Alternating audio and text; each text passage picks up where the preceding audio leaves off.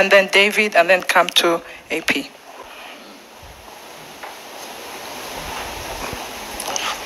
Good morning, Excellency. My name is Jean-François Dupaquier from Africa, Arabia. If you watch at the French-speaking press in recent days, you see a lot of articles in favor of Rwanda. Anyhow, there is often an incidental headline that asks the question, but who is Kagame really? The propaganda of your enemies, particularly in Congo, describe you as a cruel and bloodthirsty tyrant. Do you try to change this image? For example, in most of your official photographs, you look severe and distant. This can contribute to fueling controversy. Why don't you wear a slight smile like all your fellow presidents around the world? Do you ultimately like or dislike being fed, sometimes hated, in the Western world? Thank you. Good.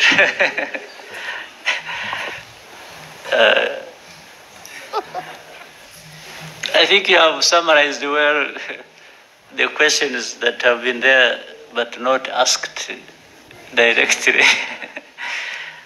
But for the smile, I think I have to borrow either some talent or actually directly the smile from some people. But the fact that it is the smile is lacking on me is not my making. Maybe it happens accidentally. But very interesting way of putting your question. I try to answer it this way. Starting with who is me, who is the person. I have me is the person you see. I'm not hiding anything. What you see in me is what I am. If you are just going by the looks or by whatever, or what I do more, I think is what may describe me than my physical looks. So I wanted to say what you see is what you get with me. In most cases, in words or in deeds, they relate. My deeds and my words tend to relate. My looks may be different from that, may be different from my deeds and how I think. But in any case, isn't the description of the looks also subjective? There are people who see me as through the looks as a terrible person. There might be others who say, after all, there's nothing bad looking like that. So it's subjective. But to the point you're making about tyrant or cruel or... You see, you can't be bad to that extent. Cruel or a tyrant or bloodthirsty or whatever, and hide it. It's difficult. Even if you try to hide it, there is a moment it betrays you. And that also, once it has come out or once it is not there, you register the feeling, the description, the from people who have to deal with you. If I was some of the things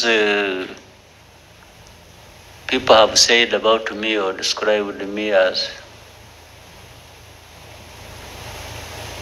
I mean, the judgment is out there, either for the people of this country or other people somewhere else. And it wouldn't just be confined to the press, because the press is full of individuals. But these individuals don't add up to a population that is as big as Rwanda's, even if Rwanda is very small. These are just individuals. 5 in France, 10 in America, 3 in China, 2 in Belgium, and so on and so forth. If you add all of them up, and they are even all negative and saying things about me, surely these can't be the people that are right and the rest wrong. But they only take advantage of the platform they have, they're able to command some voice that they put out there for people to, even people who don't know what you're talking. There are many people who even don't know about Kagame and get to know him by what a journalist has said, or one in the press has said. And in many cases, in my experience, some of them have started by hearing what the journalist said, and they ended up saying, but we've been told lies, when they come to know this through other means, either by direct contact or visit or whatever, and interaction with other people who know this person that has been talked about. They may say, this person told us lies.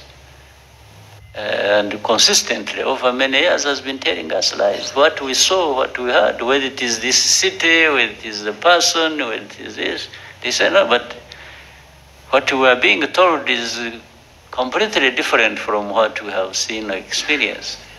So, and of course, there is a particularity with the Western press. The Western press, you will find out there are things that were said about this country 30 years ago, 25 years ago, that are being repeated now, which means, according to them, nothing has changed. They talk about Rwanda, very poor population. We are poor. We are not where the developed countries are, for sure. But this poverty, the way it was in 1995, in 2000, is not the way it is in 2024. But somebody will keep writing in the press, like what we have today is the same thing as we had 25 years ago, and keep just rubbing it in. You know, even the Kagame and his looks and so on, I've been trying, in recent days, I've been trying with a smile. Maybe it's not a good smile, but I've been trying. So the Kagame you saw in 95, in 94, 2000, anyway, there was no smile. There was nothing to smile about. So I didn't smile. But now with some progress, I can afford some smile once in a while. So if somebody thinks,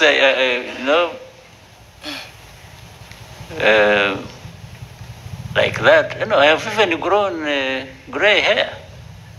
Last time I had black, my hair was black, and now it is gray. It is actually disappearing.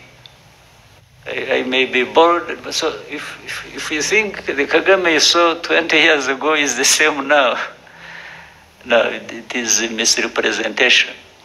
But even then, that time, I looked different, and the press may not have liked the way I look,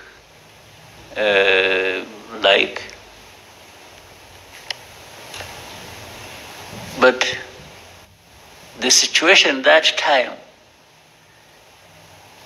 maybe looked like that itself. So I can't be in a heap of dirt and then I'm smiling. I mean, that's a lie. I would be a liar. I would be pretending. I would actually be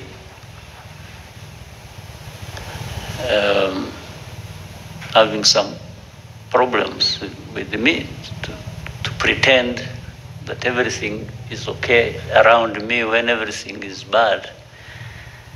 So, finally, the Kagame you see or there, or you like or you don't like, is going to be there anyway. I don't need anybody to like me or to hate me to live my life.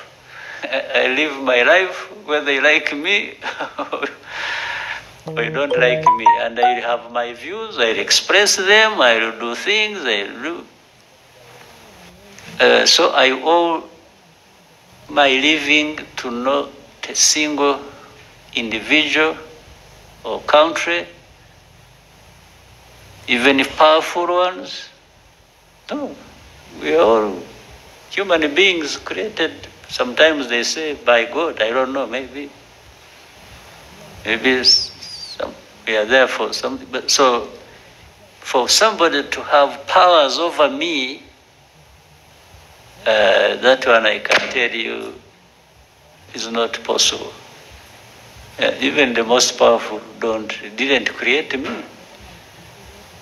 Who created them, first of all? And we are all here just temporarily. If we are lucky, we live up to 100 years. Those are the luckiest. You know? So the one who is saying all that has also his time, and he'll go like all of us. Everyone has their day. So that's why I can't accept that anyone who has powers over somebody else to the point of dictating. Even the most powerful don't have power over us, how we live, how we do. So, but the Kagame has been shaped by that philosophy, that understanding, that I try like any human being and do my best, do what I can do what I have to do. I may have flaws,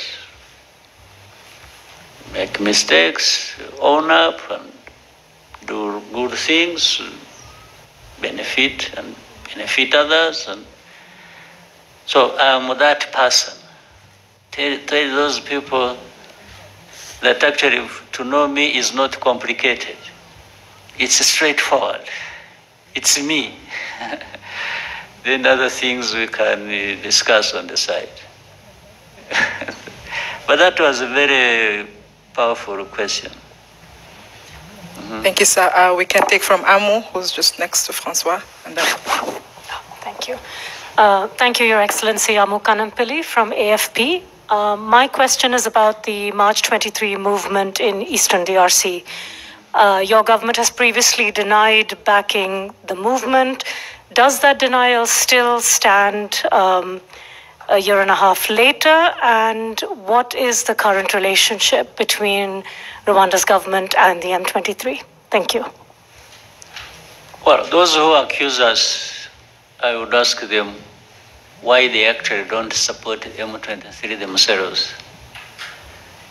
including AFP, you as a journalist? Why don't you support M23? Or why is the question, you support M23 or you don't support M23? First of all, what is M23? M23 is an organization born in and out of Congo. That's number one. Number two, these are Congolese. And you will hear even Congo admit it. Now, why do they exist? Why are they fighting? Why do they have arms? It's another question. It is also a simple question. They exist because they have been denied their rights as citizens of that country. They are called Tutsis of Rwanda. Fine. But then you need to be educated also a little bit about history. We have Rwandan communities in Congo who are Congolese, and by then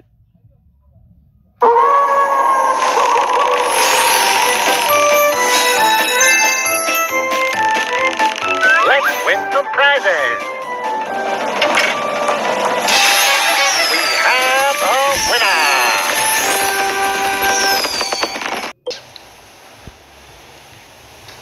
So M23 is born out of that situation.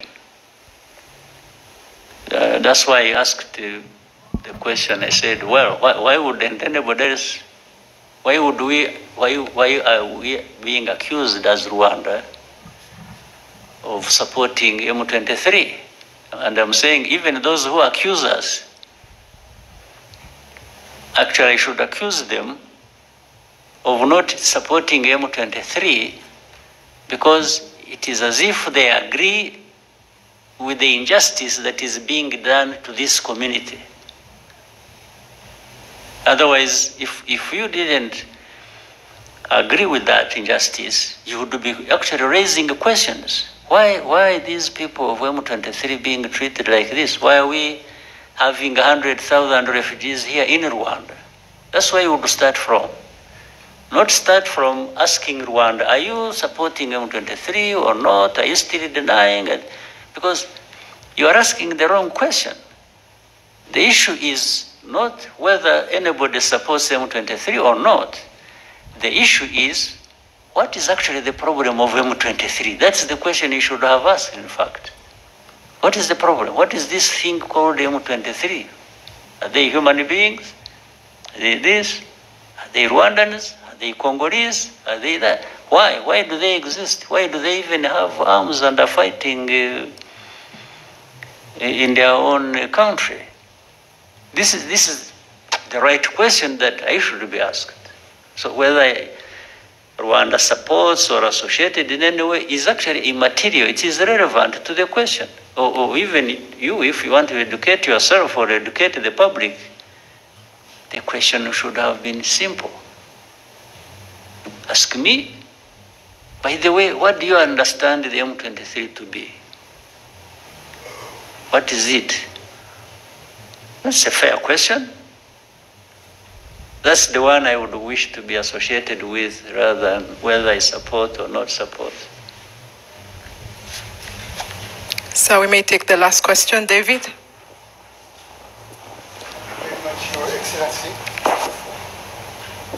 Thank you very much, Your Excellency. Dupac talked about the image. I've been traveling through the continent, and the majority of the youth, I think, don't want you to remain the way you are. Because Rwanda means for them hope, but more than that, a new school of political thought, a new school of doing things, a new school of making politics and transforming our society for the best, for peace, stability, and economical progress. For the past 30 years, you have succeeded to build a modern state offering to Rwandese people a safe space to build their own lives and achieve their personal dreams. How do you see Rwanda for the 30 others coming years? Well, we keep making progress and be where others are that they have even taken for granted. And when you see developed countries, why can't Rwanda or Africa develop to that extent or beyond? What is lacking? So, but what you have to deal with is the right politics in place, management of society and enabling society to do what they need or have to do to take them to a much higher level in terms of development than where they are. So really that is the aspiration for all of us, even as leaders, and I'm sure individual Rwandans, everyone wants to see development. They want to see us, because we are human beings. Human beings, we can't have this allow this disparity, and some have been designated to remain backward, poor, undeveloped, and yet we are sitting on immense resources that actually other people who are developed are coming to help themselves with and taking away. And for us, we are there watching and not doing anything about it. So the Rwanda of the next 30 years should be maybe 3, 4, 5 times better than what you see now. 30 years from our graves to being here, I think another 30 years. We are not coming from the graves. This time we are coming from some level of progress that we have made. Thank you, sir. We may conclude here. Right. We'd like to thank you for your time with us and wish you a good day. Unfortunately, I couldn't take all the questions, but I'm happy to meet you another time. Thank you, sir. Thank you. Have a good day.